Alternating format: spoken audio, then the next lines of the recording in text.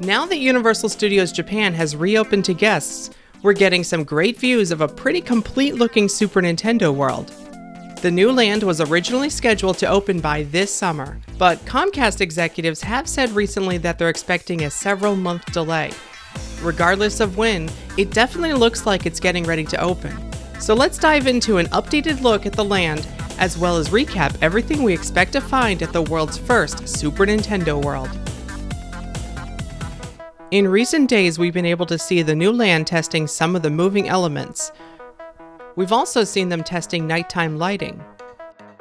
With guests inside the park, we've also been able to get an idea of how the outside of the land will appear from various spots, like this vantage point in the Wizarding World, or sitting in the Waterworld Show's theater.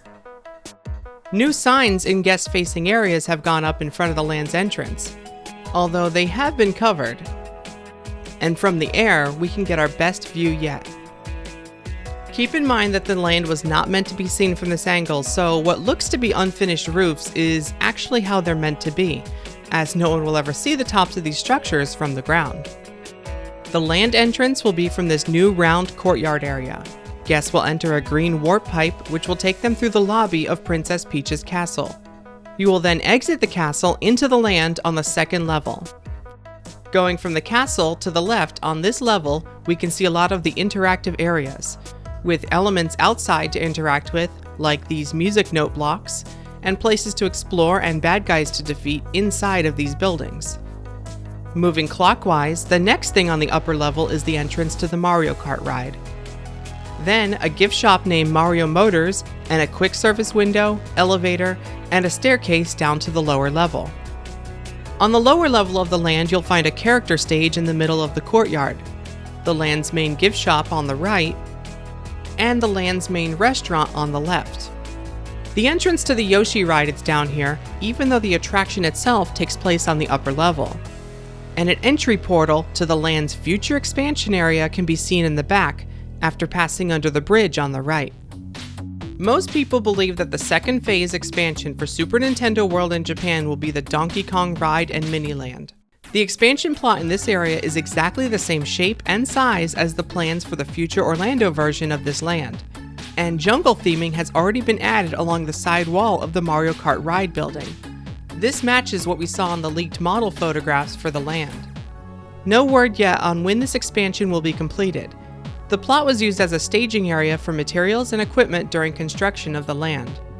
If it does end up being for Donkey Kong, we can expect to see the minecart roller coaster, where it appears that your car jumps over gaps in the track, as well as a small outdoor shop, snack stand, and a meet and greet area.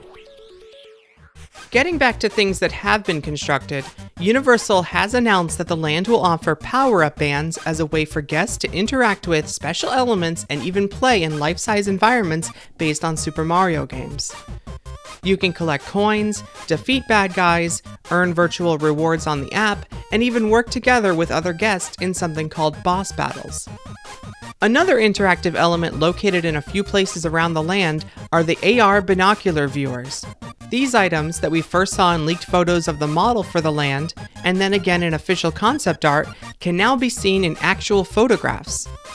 They are rumored to allow you to see additional elements, like characters or other items, overlaid onto reality when you look through them. They may even assist you in finding hidden items when participating in the interactive games. I do have to wonder how they would handle these elements if the land was to open in a time of social distancing and extra safety precautions.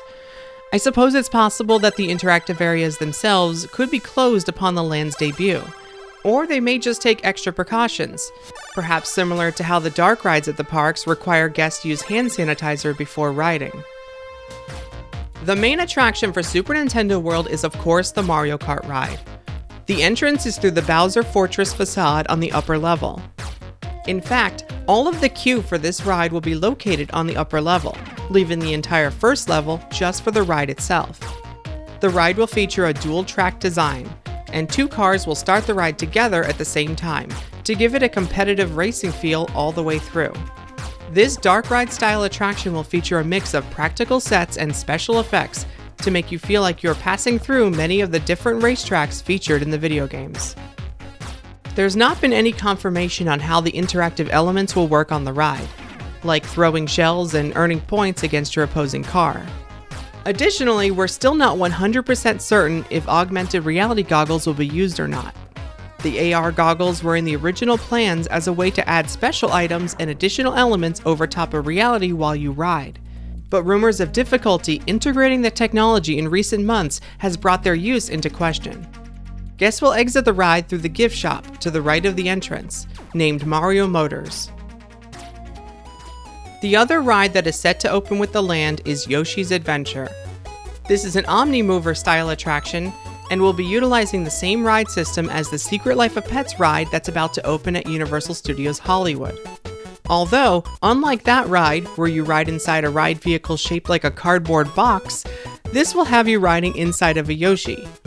Just like on the Pets ride, Yoshi will only hold 2 riders per vehicle. The ride will have its load platform upstairs, but the entrance to the ride is on the lower level. Most of the ride takes place outside, as you can see in the aerial photographs.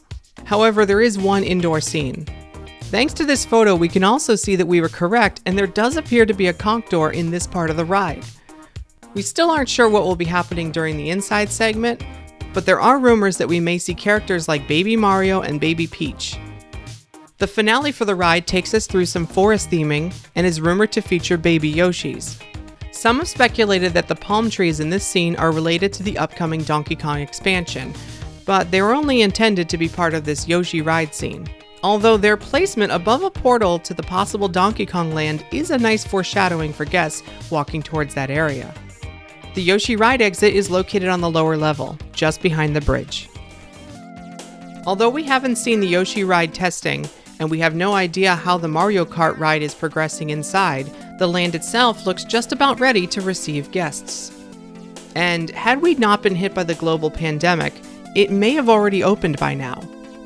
Stay tuned for more news about this new land, and be sure to check out our previous videos for more details, including a rumored scene-by-scene description for Mario Kart. And for up-to-date photos and videos for the land, check out our friends at themeparks.com. That's theme parks with an X. If you like what we do, consider joining our Patreon for exclusive content and early releases. Thanks for watching. Stay safe out there.